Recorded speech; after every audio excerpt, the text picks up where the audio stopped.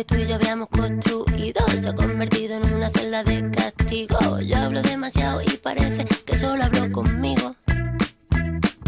Mi cuerpo está perdiendo todo su brillo, no me apetece ser... Hoy Miguel Guede no puede estar en este espacio en la entrevista. Quería escuchar el balance que hace del mandato en el Cabildo de Tenerife desde la oposición Carlos Alonso, el portavoz de Coalición Canaria en el Cabildo de Tenerife, que ya nos acompaña. Buenos días, Carlos Alonso. ¿Qué tal? Muy buenos días, ¿cómo estás, Leticia? Pues tocaba hacer balance con usted cuando lleva acabando los 4 años de mandato insular, con todo lo que ha traído consigo. Así que tenemos todos estos minutos por delante para ir decranando poco a poco todas esas cosas importantes, pero tenemos que empezar sin duda con lo más inmediato, con lo último, con ese acuerdo para sacar adelante los presupuestos de la Corporación Insular. Al final se ha recurrido al Partido Popular en la oposición. ¿Qué opina? Bueno, es indicativo de que el presidente no tiene proyecto, pero igual está con la derecha que con la extrema izquierda, ¿no? Ha ido durante estos años,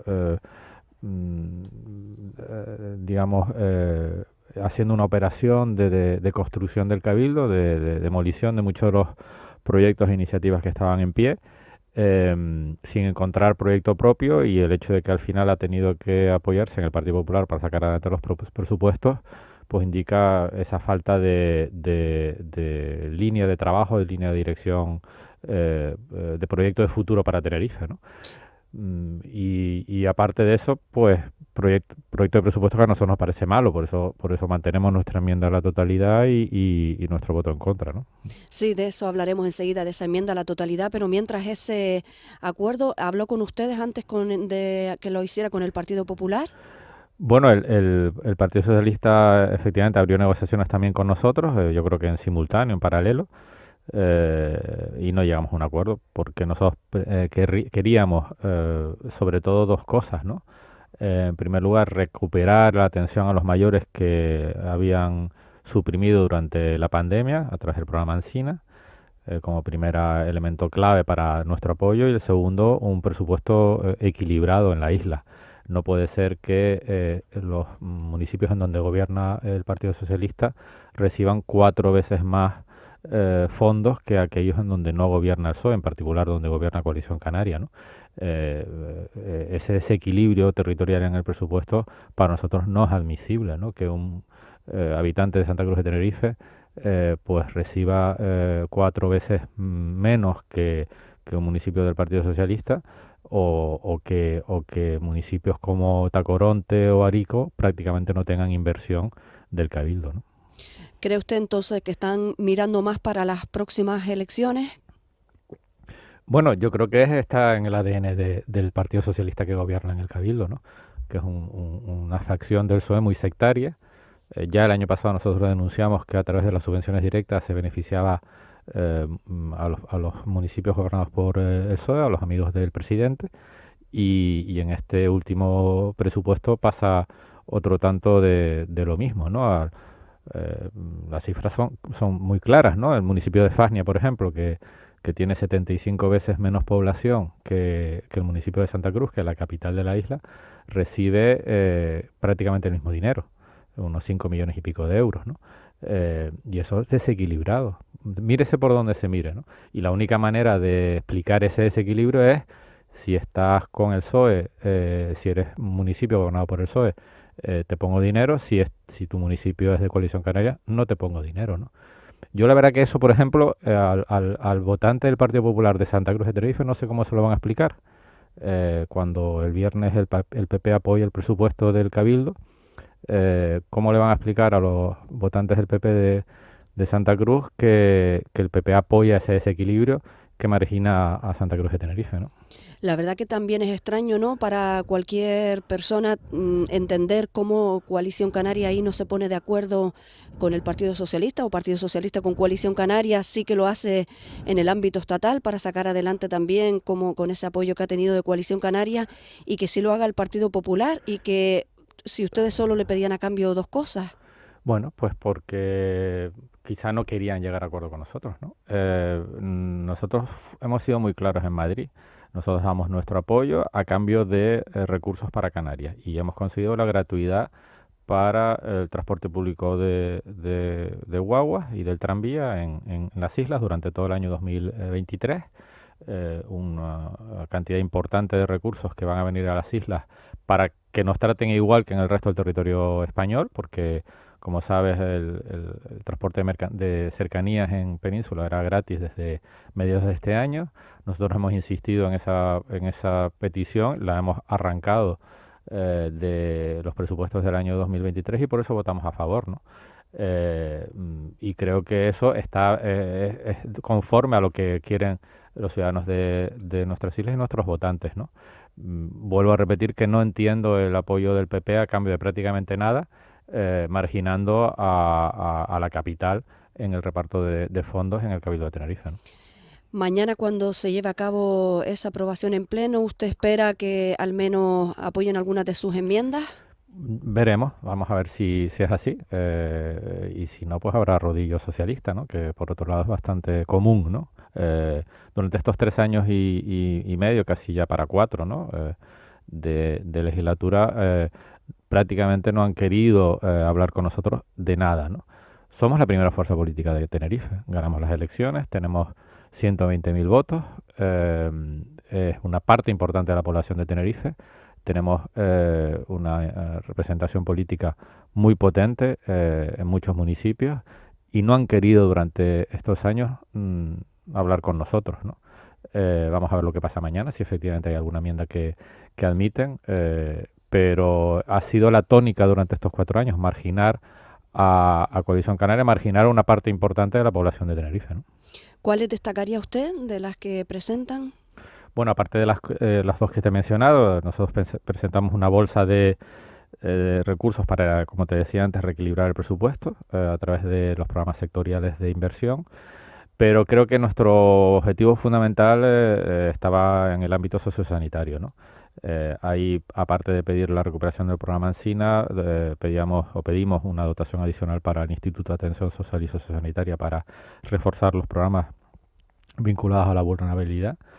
Sigue creciendo la pobreza en las islas, sigue creciendo la pobreza en Tenerife, y el Cabildo que se ha hecho rico con la inflación, porque las bases fiscales han aumentado muchísimo como consecuencia del incremento de los precios, se recauda más por el aumento de la inflación. Las administraciones y en particular el Cabildo es un gran ganador, digamos, de la crisis de inflación, y lo que pedíamos es que una parte de esos recursos se destinen a combatir el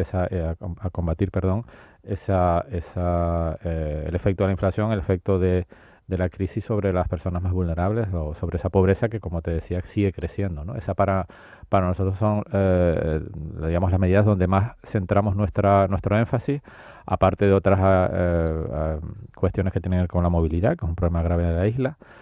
Ponemos encima de la mesa programas novedosos, interesantes para favorecer el teletrabajo, para cambiar la pauta de horarios también de la Universidad de La Laguna, para desarrollar programas de cambio de patrones de movilidad, recursos que ponemos encima de la mesa para intentar cambiar algo que parece que ya es una fatalidad en la isla, que son las colas, ¿no? Que nos tenemos que aguantar hasta el año 2028, según lo que dice el Cabildo de Tenerife, ¿no? Pues yo creo que hay que rebelarse contra eso, y por eso también ponemos encima de la mesa medidas para fomentar una movilidad más sostenible, ¿no? Usted se ha referido a 2 asuntos que yo quería abordar, el tema de la movilidad, el tema de políticas sociales. Empiezo por políticas sociales, que es más importante. ¿Cuál es la situación de las residencias de mayores? ¿Cómo ha visto usted esa política que se ha estado llevando a cabo en estos años? Mira, cuando comienza este mandato, en Tenerife había aproximadamente 3.000 personas esperando por un recurso sociosanitario, un recurso asistencial, una cama que permitiera atender su situación de dependencia, tanto en discapacidad como personas mayores, ¿no? Esa cifra se ha multiplicado por 2. Ya, según la propia consejera, hay 7.000 personas esperando un recurso asistencial. Y el Cabildo en estos casi 4 años, a pesar de tener proyectos, tener suelo, tener financiación, tener un convenio con la comunidad autónoma para desarrollar un plan de infraestructura sociosanitaria, no ha construido ni una sola cama nueva que permita atender esa presión asistencial que, como te decía, se ha duplicado. No una o 2 o 3 o 500 o 1.000, es que no ha construido una sola cama nueva dentro del plan de infraestructura sociosanitaria que prevía intervenir en aproximadamente 2.600 camas, tanto en rehabilitación como en construcción de camas nuevas, ¿no? Y eso es el signo más evidente de un fracaso de una política social en el Cabildo durante estos años, ¿no? Aparte de que el convenio de dependencia se devolvía dinero, y eso es triste, ¿no? Bueno, yo diría que es escandaloso que ante la situación que tenemos en dependencia el Cabildo tenga que devolver dinero del convenio, no ejecutarlo porque no es capaz de cubrir todos los recursos que tiene para las personas que lo están esperando. Y a fecha de hoy, ni la comunidad autónoma ni los cabildos se han puesto de acuerdo para prorrogar o desarrollar un nuevo convenio de dependencia, ¿no? Yo creo que esos son signos de una política social que ha fracasado durante estos 4 años, ¿no? Aparte del tema de Ancina que te comentaba, devolver dinero del convenio de violencia de género, es decir, la zona cero para mí de la gestión de Pedro Martín del Partido Socialista en el Cabildo de Tenerife. En cuanto a movilidad que usted citaba, y también abordábamos antes el asunto que tiene que ver con la gratuidad de guaguas, de ese acuerdo que llegaba Coalición Canaria en Madrid por apoyar los presupuestos, las cuentas estatales, ¿cree usted que ese puede ser uno de los remedios con ese fomento del transporte a partir del 1 de enero? Bueno, es un factor clave. Y creo que el Cabildo de Tenerife está tardando mucho en poner en marcha todas las medidas para todos los recursos necesarios para que eso funcione adecuadamente, ¿no? Todavía hoy por hoy no sabemos cómo se va a articular el proceso de obtención de los bonos gratuitos y tampoco sabemos qué líneas se van a reforzar porque evidentemente va a haber un incremento del número de pasajeros, ¿no? Y ya a fecha de hoy hay muchas líneas tensionadas con un número muy elevado de usuarios en relación a la oferta disponible, ¿no? de plazas, de guaguas y conductores, ¿no? Y nos tememos que a partir de no tanto principios de enero, porque estarán muchos en vacaciones escolares, y también incluso laborales, pero a partir de la segunda quincena de enero que se va a producir un verdadero caos en la isla como consecuencia de no poner en marcha de manera adecuada esta medida. Pero sí, para nosotros es una solución el fomento del transporte público, por eso hemos empujado esta medida en el Estado y a esta tiene que venir acompañada efectivamente de obras, pero también de cambios de patrón de movilidad en línea con lo que nosotros estábamos gestionando en el mandato pasado, ¿no? ¿Stixa estará preparada? Le pasa también, ocurre lo mismo en la isla de Gran Canaria, que por eso también están trabajando de manera conjunta los diferentes cabildos con el gobierno de Canarias, que bueno, creen que para estar lista sería a partir de marzo, ¿no? Que van a convivir 2 meses hasta que se salga ese bono único. Bueno, lo veremos de aquí a principios del año próximo, ¿no? Nosotros, mira, de las medidas que pusimos encima de la mesa a principios de este año, estoy hablando de primavera del 2022, como medidas necesarias para reducir el impacto de la inflación era reducir el coste del servicio público de transporte, reduciendo tarifas. Eso ya en marzo lo pusimos encima de la mesa. Y el grupo de gobierno lo rechazó. Lo volvió a rechazar en agosto cuando pedimos la gratuidad. En septiembre llevaron ellos una moción para instar a una reducción de tarifas y nosotros dijimos no, reducción no, gratuidad como en Península. Tuvieron que retirarla porque iban a perder la moción. Y han estado durante todos estos meses arrastrando los pies después de que Coalición Canaria consiguiera el acuerdo y incluso hasta echándonos la culpa a nosotros del caos que se va a probablemente producir a partir del año próximo, ¿no?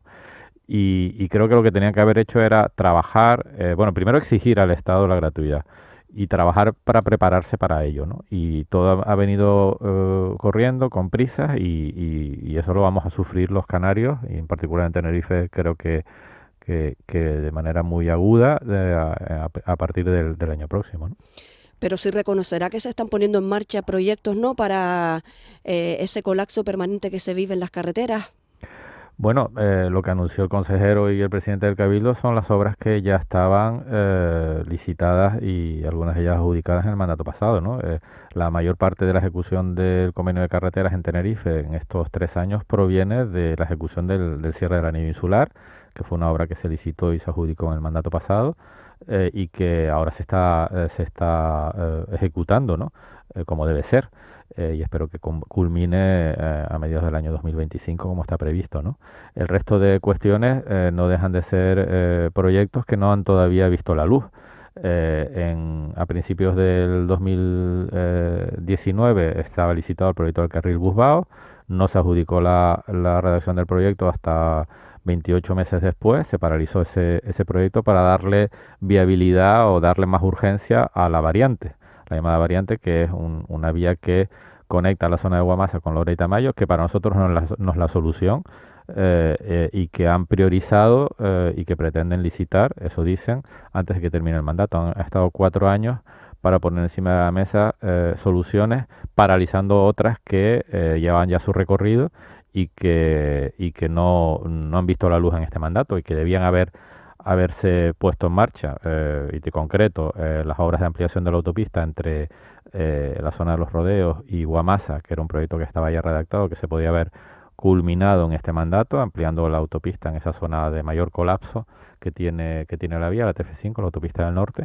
y poner en marcha el carril Busbao entre Santa Cruz y la Orotava, que era un proyecto, como te decía antes, cuya redacción se licitó a principios del año 2019 y que paralizaron durante más de 2 años, y que podía haber sido ya una obra que estaría en marcha en estos años, ¿no? Y no lo está, que para nosotros es, en línea con lo que te comentaba antes, no solo se trata de hacer obras, sino cambiar el patrón de movilidad, ampliar las vías, ampliar la plataforma de la autopista para priorizar el uso de la guagua, para priorizar el uso del vehículo de alta ocupación, es la manera que hay que trabajar. Y ese es el plan de trabajo que nosotros teníamos en el mandato pasado, que este gobierno ha paralizado, ha cogido otra dirección, y no ha llegado a tiempo, y a pesar de ruedas de prensa y anuncios, las colas siguen siendo la tormenta diaria que tiene el ciudadano de la isla de Tenerife, en particular del norte, ¿no? Sí, además si se pone en comparación Gran Canaria con Tenerife, Gran Canaria ha tenido mejores carreteras que Gran Canaria que Tenerife, las ha podido poner en marcha, pero también se colapsa. Hay determinadas zonas que, por lo que imagino que también se tendrán que poner sobre la mesa otro tipo de medidas, otro tipo de alternativas, como estaba usted diciendo, que todo no tiene que ser carreteras. Efectivamente. ¿Los trenes podrían ser? Sí, efectivamente, es un proyecto que nosotros hemos impulsado desde siempre. Lamentablemente el Estado nunca ha entendido la necesidad de financiarlos. Date cuenta que en Gran Canaria el tren del norte pues tiene un coste de aproximadamente 2.000 millones de euros. El del tren al sur de Tenerife es un poco más caro porque tiene más longitud. Estamos hablando de entre 2.500 y 3.000 millones de euros. También es necesario impulsar el tren en el norte de Tenerife. Leí el otro día también que en Gran Canaria la modificación del Plan Insular de Ordenación prevé la continuación del transporte ferroviario también hacia la zona oeste de la isla. Todos esos proyectos requieren de recursos muy importantes que en el conjunto del Estado los paga la Administración General del Estado a través de distintos mecanismos. El propio Ministerio de Fomento, ADIF, Renfe, desarrolla ese tipo de infraestructuras, y aquí en Canarias no. Y hemos pedido siempre que el Estado lo financie, ¿no? Porque es imposible que la Administración Canarias se enfrente a un plan de inversiones tan ambicioso como el que plantean los trenes, ¿no? Los fondos europeos era una oportunidad, de hecho se está gastando en la península recursos de Next Generation en líneas ferroviarias, y en Canarias no. Y creo que es una apuesta que hay que impulsar. El presidente del Cabildo de Tenerife durante estos 4 años ha dicho que no al tren, salvo ahora que le ha dicho al PP con la boca chica que sí. Y eso demuestra el tiempo perdido, porque no tiene digamos, una visión a largo plazo, una visión de proyecto de la isla, ¿no? Está al albur de si te apoya Podemos o te apoya el PP, si te apoya a la izquierda o te apoya a la derecha. Y claro, eso no tiene una coherencia, ¿no? Y es el problema que hemos tenido durante estos años en Tenerife, ¿no? ¿Qué le parece la paralización de la urbanización Cuna del Alma? Yo creo que había y todavía hay espacio para el acuerdo entre todas las partes, ¿no? Con 2 principios básicos. El primero es el respeto del medio ambiente, desde luego, pero también el respeto del ordenamiento jurídico y de los derechos de los propietarios a impulsar un proyecto que ocupa suelo, efectivamente, pero que es un proyecto que tiene, desde el punto de vista turístico, una proyección muy importante. A mí me parece que es un buen proyecto y que lo que hay que buscar la manera de que todas las administraciones, la del ayuntamiento y la del gobierno de Canarias, se pongan de acuerdo, ¿no? Es paradójico que estas dos administraciones en las que gobierna el Partido Socialista se esté tirando los trastos a la cabeza uno al otro respecto al procedimiento a partir del cual se autorizó la urbanización, ¿no? Creo que hay espacio para buscar el acuerdo. O sea que es más partidario de que siga adelante. Con el respeto del ordenamiento jurídico y del medio ambiente como primer elemento clave, ¿no? Pero ¿cómo casaría eso? Porque se supone que aquí se paraliza porque se está incumpliendo el... Bueno, eso es lo que dice la comunidad autónoma, pero no es lo que dice el ayuntamiento. Entonces, por eso digo que hay que buscar la manera de llegar a un acuerdo. Pero entiendo que ahí prevalece, ¿no? La comunidad autónoma. Bueno, hay que ver quién es el competente. Es un tema complejo que no es fácil de resolver, no es fácil de explicar en 2 minutos, pero el ayuntamiento otorgó licencia en el marco jurídico existente. El órgano ambiental es el ayuntamiento de Adeje y es la consejería la que ha intervenido ahora de manera extemporánea. Y hay que buscar la manera de llegar a un acuerdo para proteger, vuelvo a repetir, el medio ambiente, también los valores arqueológicos, desde luego, y el marco jurídico en el que estamos, ¿no? ¿Está en el debate o no está en este momento con Cuna del Alma todo ese desarrollismo que se ha permitido durante décadas en Canarias? Mira, yo estoy más preocupado por el incremento de la población que por la presión turística. Al final, en los últimos años, el número de turistas que Canarias o Tenerife ha recibido no ha ido, o sea, no ha oscilado, no ha habido una explosión de turistas. Estamos básicamente en el mismo entorno de 15 millones de turistas, si miramos en el ámbito regional y en particular en Tenerife, entre 5 y 5 millones y medio. Esos son los turistas que hemos tenido de manera más o menos constante, con oscilaciones en función de determinados factores a lo largo de estos años, ¿no? Sin embargo, la población ha aumentado muchísimo en Canarias y eso sí genera una presión sobre el territorio. Antes estábamos hablando de las colas, sobre la movilidad, sobre el uso de recursos, sobre la depuración, sobre equipamientos como el de la vivienda, muy, muy importante. Date cuenta que Tenerife en los últimos 10 años ha aumentado su población en 200.000 habitantes. En los últimos 20 años, es decir, a razón de 10.000 habitantes al año. Eso es como si tuviéramos un municipio como Tegueste, que tiene esa población, todos los años un nuevo municipio de Tegueste en la isla de Tenerife. Eso es equivalente durante esos 10 años haber duplicado el número de turistas que teníamos en la isla, en términos de población equivalente. Yo creo que eso es lo que hay que reflexionar. Hay una comisión creada en el Parlamento para eso, de qué tipo de mecanismos hay que poner encima de la mesa para que ese crecimiento de la población no sea tan explosivo. Me preocupa, concluyo, muchísimo más ese incremento de la población sobre la presión del territorio. Ahora se acaba de aprobar una ley de lucha contra el cambio climático con el apoyo de los votos de Coalición Canaria. Me preocupa mucho más eso sobre el impacto ecológico en las islas que el incremento de la actividad turística, que por otro lado, vuelvo a repetir, no ha sido explosivo durante los últimos años, ¿no? Algo que tiene que ver con otra institución, con el Ayuntamiento de Santa Cruz de Tenerife. No sé si conoce esas declaraciones que hacía hace unos días el líder del Partido Popular en el Ayuntamiento de Santa Cruz de Tenerife, Carlos Tarife, con el alcalde de José Manuel Bermúdez. ¿Sabe de qué le estoy hablando? ¿Le suena? Mira, más allá del debate político, yo creo que el pacto no está en peligro, está funcionando bien en el ámbito municipal, en el ámbito local. Pero mira, yo soy de Santa Cruz, soy chicharrero de toda la vida, he vivido aquí siempre. Bueno, estuve viviendo unos años en Bruselas, pero soy de chicharrero de los 4 costados, ¿no? Y a mí me indigna que el presupuesto de mi cabildo, del Cabildo de Tenerife, trate de esa manera a Santa Cruz. No solo este año, sino el año pasado. Y yo creo que como yo, muchos chicharreros, muchos habitantes de Santa Cruz no entienden cómo el Partido Popular va a apoyar esos presupuestos. No lo entienden, porque está marginando a Santa Cruz de una manera clara. Tenemos la misma inversión en Santa Cruz que en Fasnia, por parte del Cabildo. Y no me parece razonable. Y eso creo que el alcalde hace bien en decirlo. Y el Partido Popular tendrá que explicar a los ciudadanos de Santa Cruz, a sus votantes, por qué apoya unos presupuestos que trata hacia la capital. Y ya está, y cada uno que asuma las consecuencias. Eso no tiene nada que ver con el pacto de gobierno en Santa Cruz, no tiene nada que ver con ninguna otra cosa, sino con una decisión que ha tomado el Partido Popular que maltrata junto al Partido Socialista a Santa Cruz. Y eso es evidente, es claro, y están ahí los datos, y se pueden discutir esos datos con quien quiera. Y yo vuelvo a repetir, como chicharrero, pues me indigna. Chicharrero y futbolero, ¿no? ¿Qué le parece ese cambio? No soy tan futbolero, pero sí me gusta, desde luego, como a todo el mundo. Bueno, creo que a mucha gente el fútbol, ¿no? No soy fan, no soy, digamos, hincha de esos fanáticos, ¿no? Birria sí, pero no. ¿Y qué le parece ese cambio? Pues mira, es una nueva etapa. Creo que Miguel Concepción concluye con más luces que sombras su largo mandato, sobre todo en el área económica y en el desarrollo del club como entidad, digamos, social.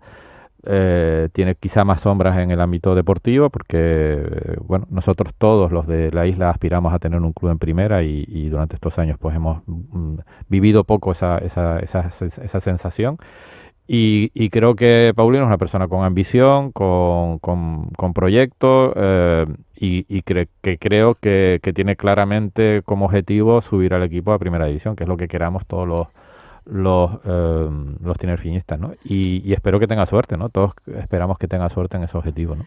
Carlos Alonso, además usted también dice pronto adiós, aunque seguirá militando en Coalición Canaria. Usted sigue como portavoz de Coalición Canaria en el Cabildo de Tenerife, pero ya casi ya concluyendo ya en unos meses ya ese puesto. Sí, porque creo que hay una mejor persona para que lidere, desde luego, no solo a Coalición Canaria, sino a Tenerife, que es Rosa Dávila. Rosa Dávila va a ser no solo la primera presidenta del Cabildo de Tenerife, sino va a ser muchísimo mejor presidenta que lo fui yo, desde luego, o que Pedro Martín, eso sin ningún lugar a dudas. Y ahí estamos todos apoyando para que saque el mejor resultado, porque le va a la isla en ello, ¿no? Y tiene proyectos, tiene ideas, tiene claridad.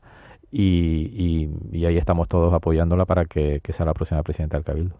Muchísimas gracias por acompañarnos. Gracias a ti, buenos días.